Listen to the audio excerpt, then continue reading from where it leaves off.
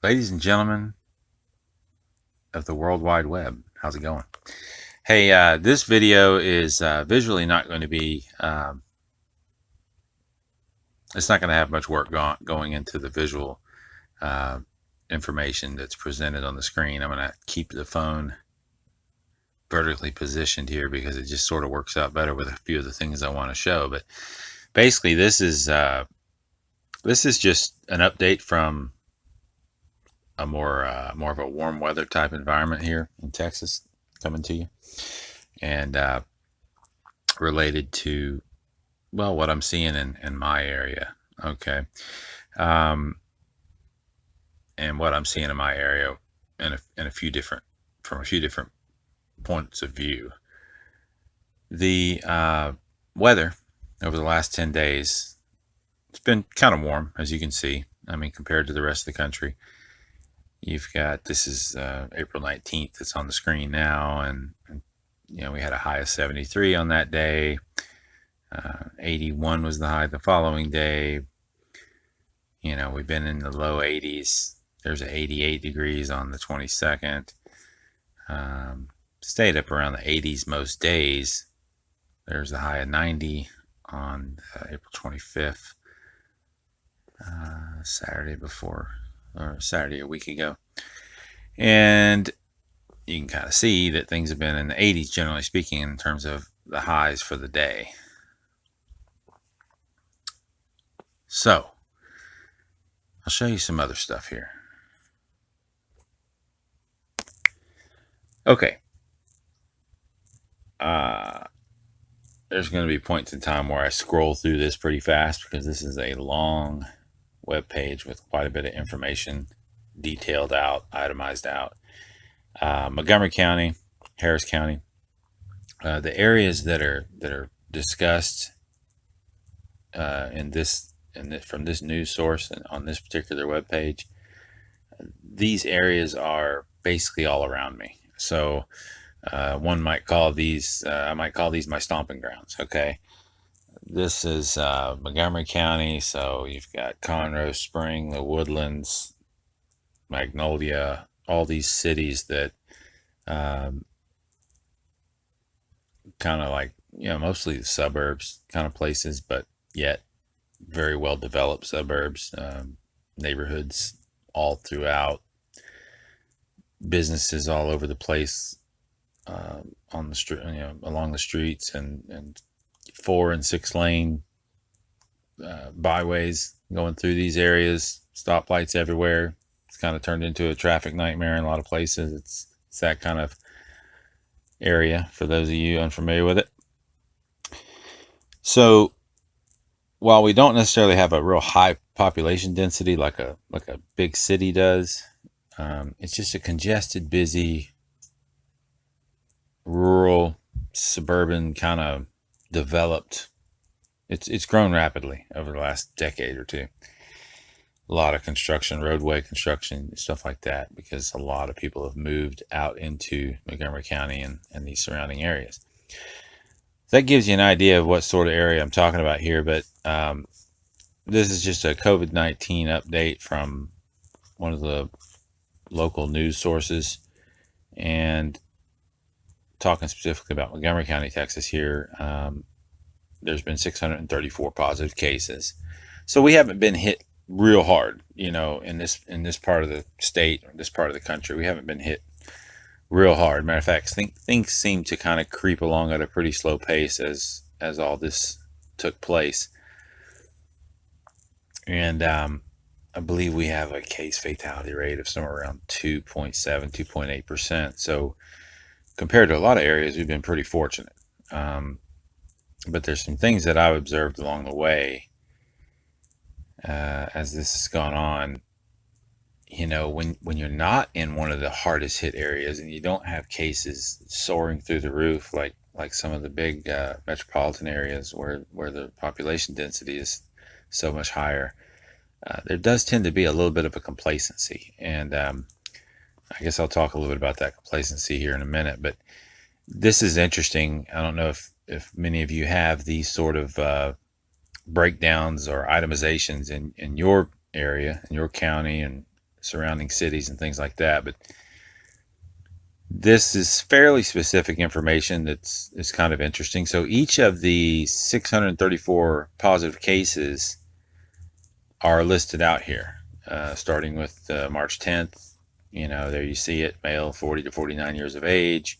This is in the city of Montgomery, which obviously is in Montgomery County. So then you have the Woodlands, more cases in the city of Montgomery. And they're just listed out by age, whether it was a travel-related situation where they contracted the illness, or if it was community spread, that's indicated. The status in most cases is indicated, whether they have recovered, whether they are at home recovering.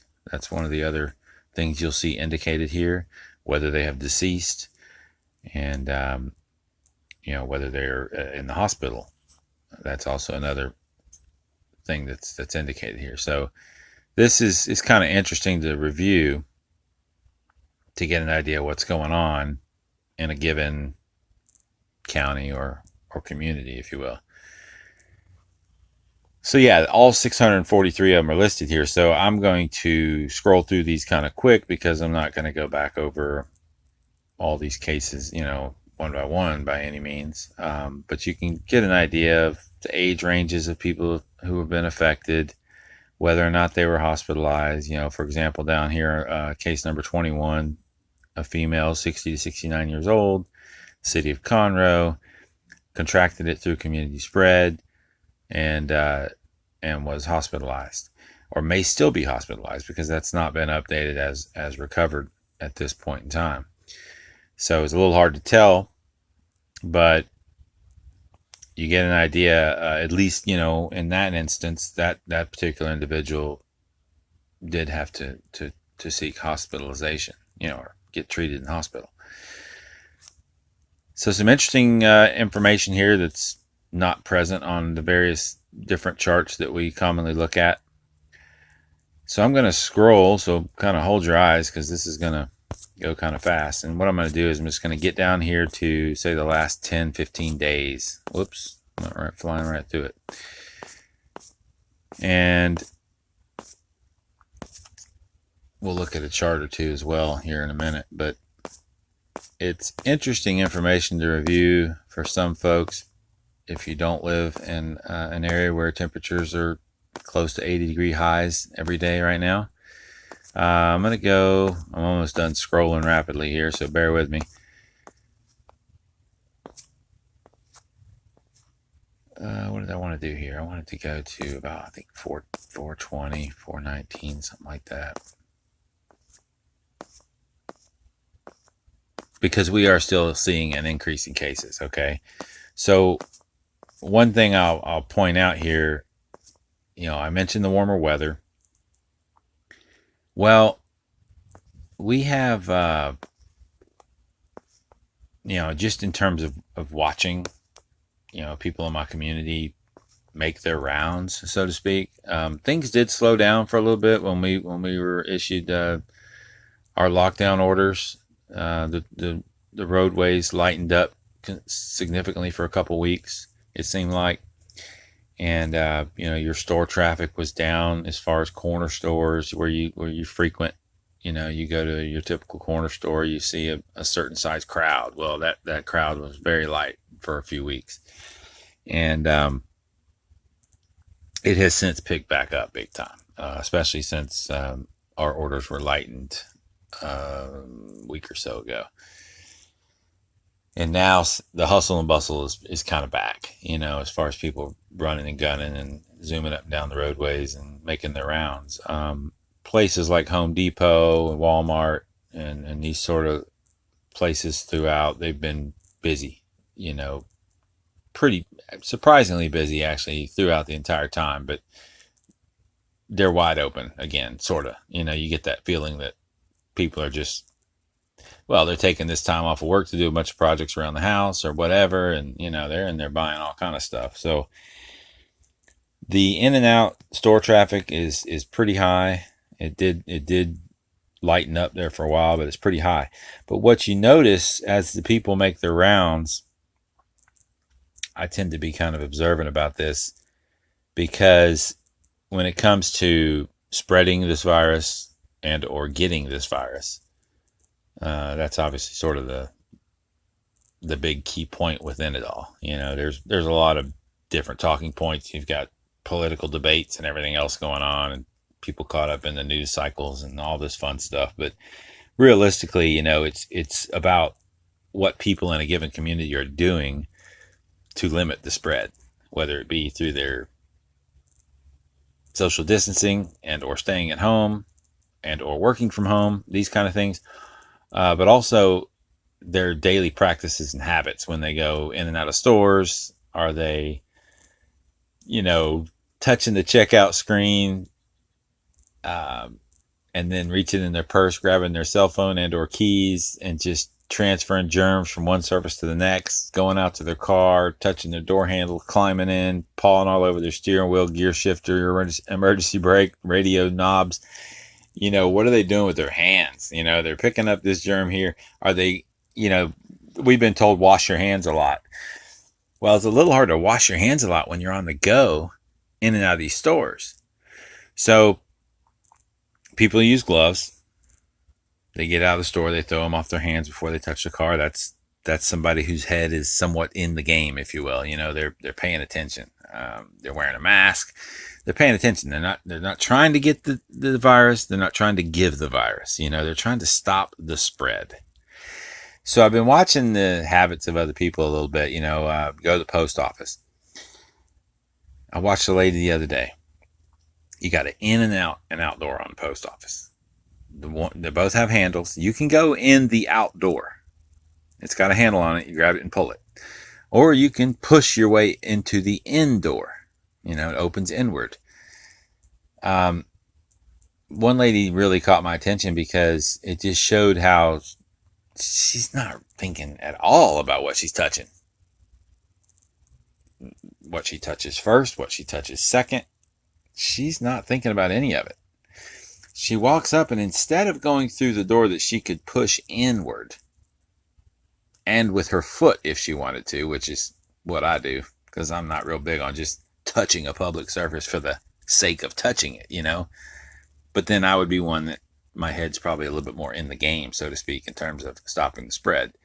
While I go and I work and I go to stores and I get gas and I make my travels and I go take care of things I need to take care of, I'll keep it in my mind that, hey, I probably don't need to be touching anything extra along the way that a lot of other people are touching. It's just kind of, hell, if it takes me a half a second longer to kick the door up with my foot, that's what I'm going to do. Makes sense, right? That's less I have to worry about really washing my hands.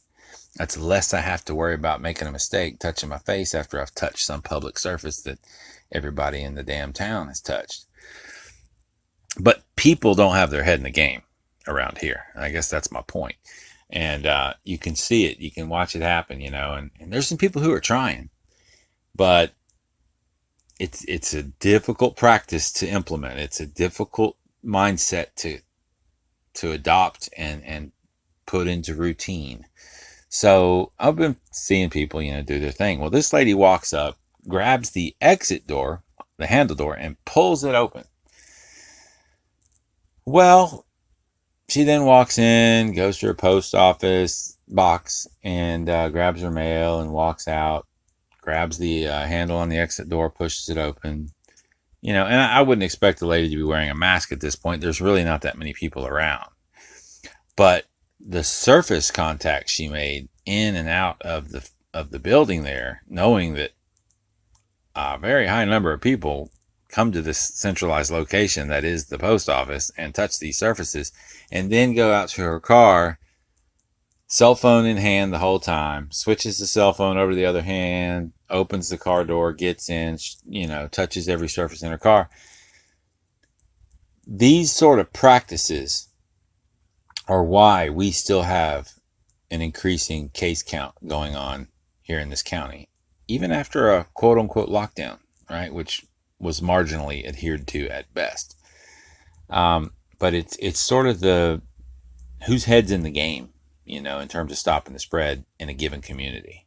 That's kind of what I'm noticing, and it's not real easy for people to get their mindset around this. It's real easy to become complacent out there and pay no regard to it. And then of course there's so many people putting out messages of minimizing the severity of this situation and basically comparing it to the flu and all this stuff. I mean, just go over and look at the excess mortality charts for every country around the globe, and you're gonna see that as the flu season cycles through December, January, February of each year, compare it to what happens with that cycle as 2020 came into play and January, February played out.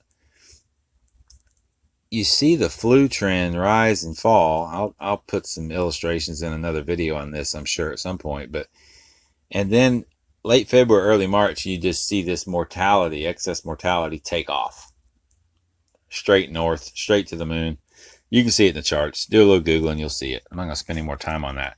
But it's obvious that we've had the onset of a very contagious disease enter our society and cause rapidly increasing excess mortality.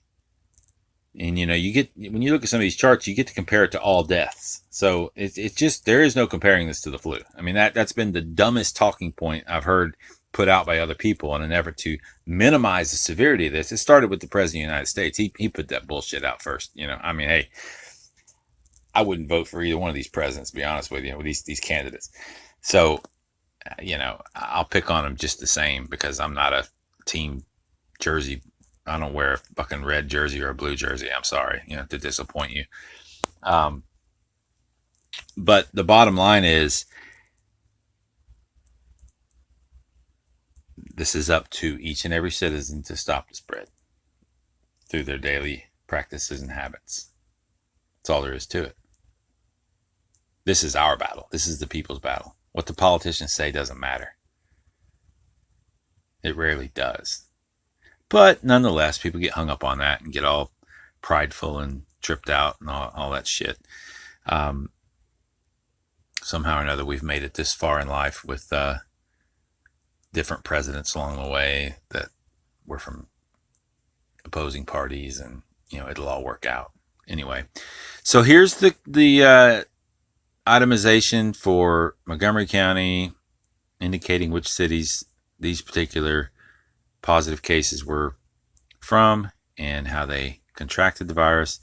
And this is, I'm going here roughly at April 20th. As I pointed out before, the weather's been kind of warm, and we've had quite a few new cases. Things are back on the upward trend, if you will, both in terms of new cases and hospitalizations. And I'll show you that here in just a second. But people are out and about, and this is not an area where we have a bunch of people going to high-rise buildings, going to work. We're not seeing a bunch of gatherings of people over, 50 or 100. We're not back to that level of normalcy yet. We're just back to a very active community setting where you've got people out shopping, running around, doing their thing. We're not nearly as shut down as a lot of places around the country, if you will. So this is what's going on. You've got all these different age range of people who are testing positive. Some of them are recovering at home. Some of them are under investigation in terms of how they got it and where they are, as far as at home or at the hospital, that kind of thing. But it's a long list, so I won't go into it too much, but you can kind of get an idea as you look through some of these cases what's going on.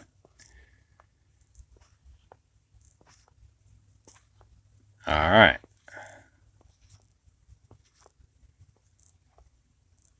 And of course, you've got a few folks who are deceased in there, and I can talk more about that stuff in other videos. Let's see. think I'll work my way down this thing.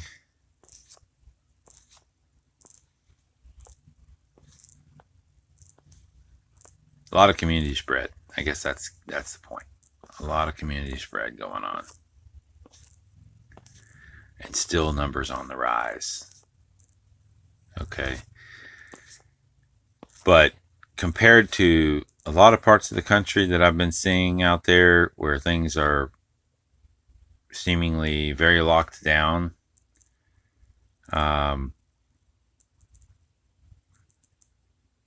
we're a little less locked down, I'd say. You know, I mean, we definitely don't have much in the way of stories of police going around and telling people what to do. You know, we had a curfew at one point, and I was out past curfew. I know a few other people who were. We didn't get messed with.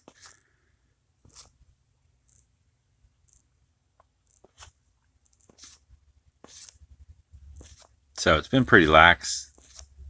But again, we don't have really a big population density, and we don't really have soaring case numbers that would cause a great deal of concern among the people in these communities. So there's a little bit of complacency going on in terms of how people handle themselves making their rounds in and out of these stores in a 30-40 mile square radius around here. All right. You get the idea. I'm going to scroll on down.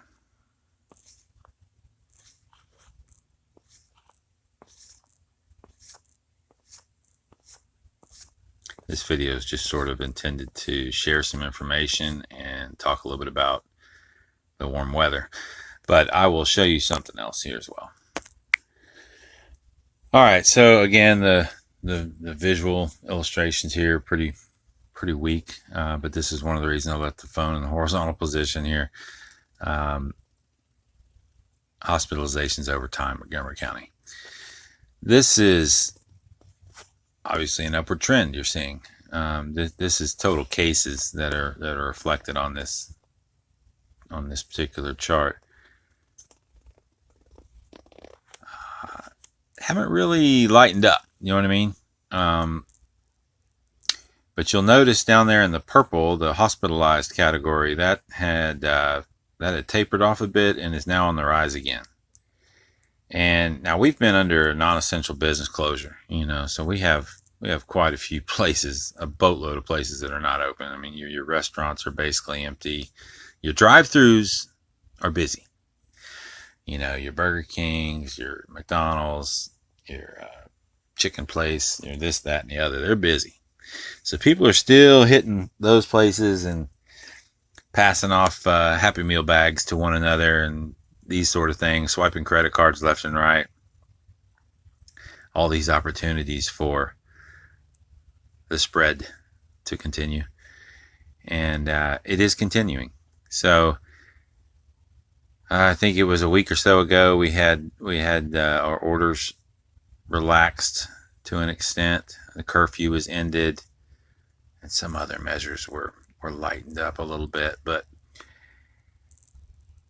you know, we're still in an upward trend here, and I think that most of you have heard the news that Texas is basically looking to reopen to every extent that it possibly can, obviously for the benefits of getting the economy, keeping it moving, and keeping the wheels turning on this thing a little bit. But what happens, you know, going forward here for so many of us really in these communities, it's just up to the people. It's up to the citizens to have the head in the game, to limit the spread.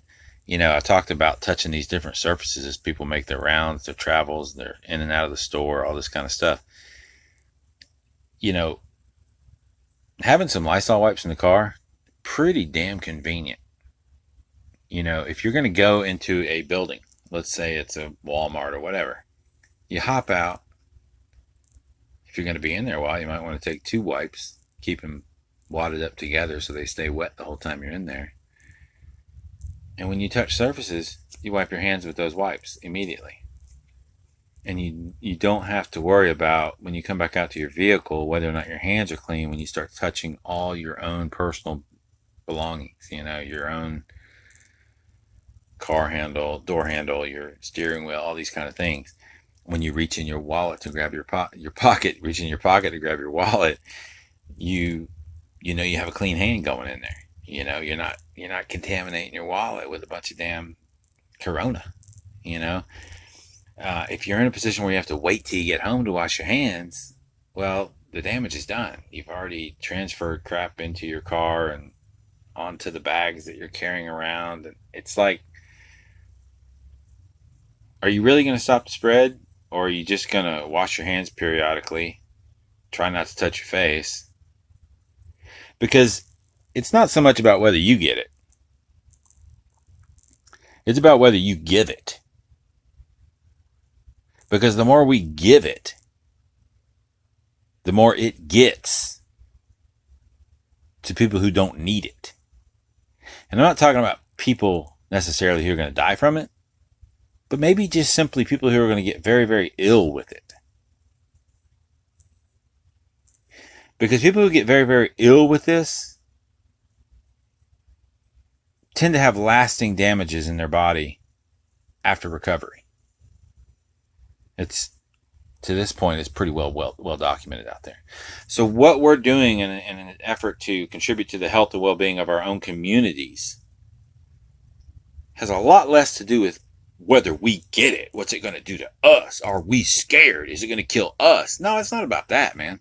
It's about who you're going to wind up giving it to through your haphazard practices, through the measures you're taking, which may certainly be less than complete in terms of stopping the spread.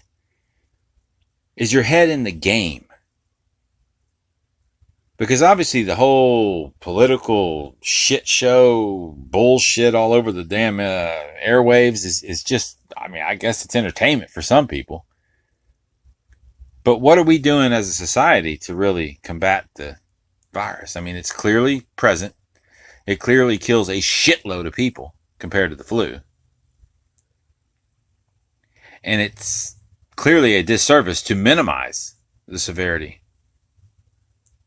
of impact on society in terms of the health of our fellow citizens. So I just notice all this stuff because I see what people in and around, my county are doing, whether or not their head's in the game. Our case count still climbing, our hospitalizations back on the rise, and we haven't even reopened yet officially. Pretty exciting future ahead, wouldn't you say? And so this is just totally indicative of the mentality people have with this virus. I don't think we're well versed or well practiced in dealing with pandemics. It's pretty clear. If we were, we wouldn't probably have over 65,000 deaths in the United States of America, which is over double any other country on the map. Let's face it, the USA has not done well with this, despite what is said on the dog and pony stage in DC. And it's up to the people to get their head in the game, which they probably won't. But let's not forget, when it comes to these vulnerable and or old people that the idea is to protect,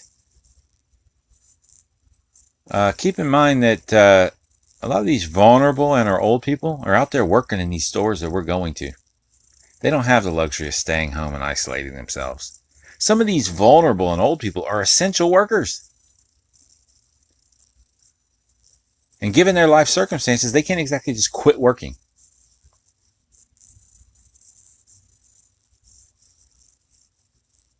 So the question becomes, what are you doing for your community?